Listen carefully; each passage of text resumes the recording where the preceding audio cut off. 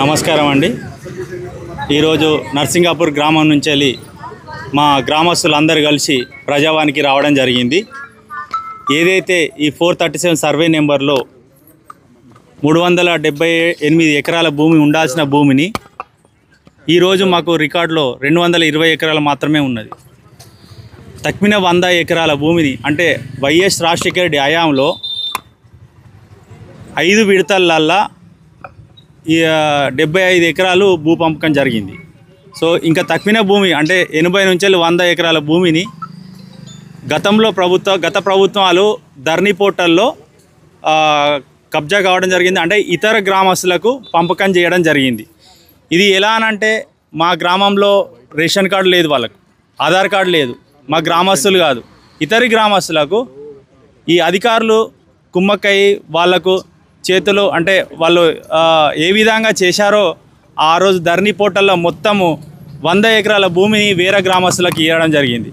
ఈరోజు మా విధానం ఏంటి అంటే మా భూములు మాకు కావాలి, మా గ్రామ భూములు మాకు కావాలి, మా గ్రామ భూములు మా గ్రామస్తులకే చెందాలి, ఇతరి గ్రామస్తులకు చెందకూడదు అని చెప్పేసి ఈరోజు మేము వినతపత్రం మన ప్రజావాణిలో జిల్లా కలెక్టర్ గారికి ఇవ్వడం జరిగింది. ఇది ఎలా అంటే గతంలో కూడా మేము ఇవ్వడం జరిగింది. ఆనాడు ప్రభుత్వాలు ఎలాంటి పట్టించుకోలేదు. ఈరోజు మళ్ళీ మేము ఎమ్మెల్సీ జీవన్ రెడ్డి గారి దృష్టికి తీసుకుపోవడం జరిగింది. మా గ్రామస్తులు తీసుకుపోయిన తర్వాత సారు ఎమ్మెల్సీ జీవన్ రెడ్డి గారు కలెక్టర్ గారికి లెటర్ రాశారు, ముఖ్యమంత్రి రేవంత్ రెడ్డి గారికి రాశారు, తర్వాత మన ఉత్తమ్ కుమార్ రెడ్డి గారికి మినిస్టర్ ఉత్తమ్ కుమార్ రెడ్డి గారికి రాశారు, పొంగినేటి శ్రీనివాస్ గారికి కూడా రాశారు, రెవెన్యూ మినిస్టర్ గారికి. సో మేము ఒకటే మన ప్రభుత్వం ఈరోజు కాంగ్రెస్ ప్రభుత్వం ఏదైతే ప్రభుత్వం ఉన్నదో ఈ గరీబ్ వాళ్ళకు సాయం చేస్తా అనే కాన్సెప్ట్ ఉన్నది కాబట్టి ఈరోజు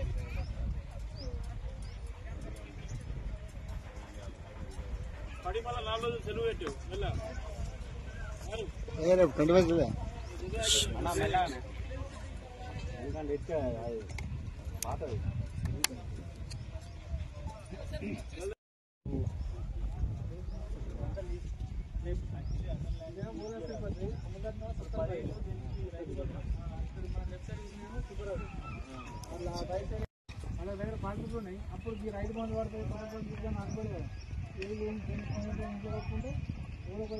కాదు వస్తున్నాడు 4 రోజులు మీకు ఎక్కడికి మీరు ఉంటుంది రాకూడదు అని చెప్పి 20 గుంటలు పట్టాయి కానీ 3 ఎకరాలు తినుకుంటాను.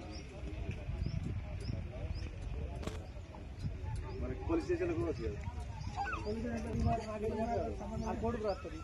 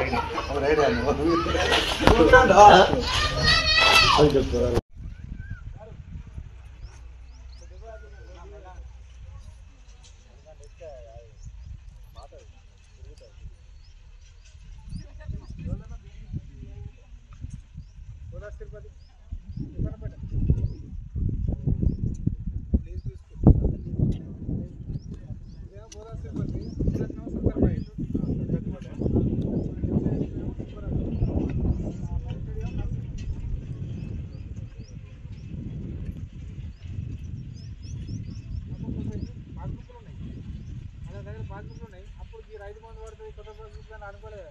ఏ దేనికి పని అయితే ఇంట్లో పెట్టుకుంటే ఓడ పైసలు మరి సాగు చేసుకున్నాడు 4 భూమి నీకు ఎక్కడికి మీరు ఉంటాను రాబోదు అని చెప్పి దాని దగ్గర అనుకున్న 20 గుంటలు పట్టనే కానీ 3 ఎకరాలు తీసుకుంటాను.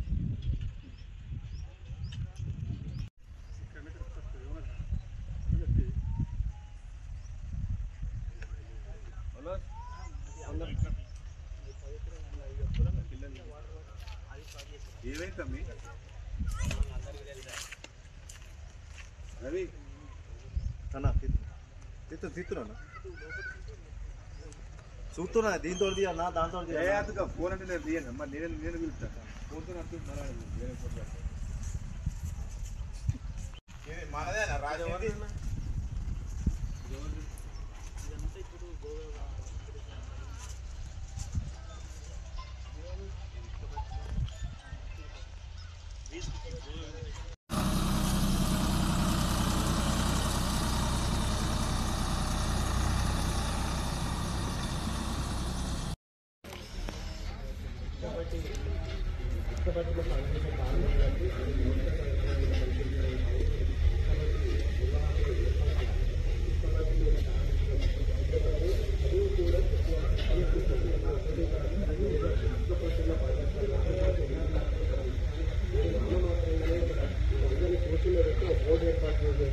విద్యాబోధన చెప్పుకున్నట్లు ఏర్పాటు చూసి సెటప్ చేశారు తప్ప ఇక్కడ టీచర్ లేదు, వీళ్ళకు చదువు చెప్పడానికి కూడా వ్యవహరిస్తున్నారు.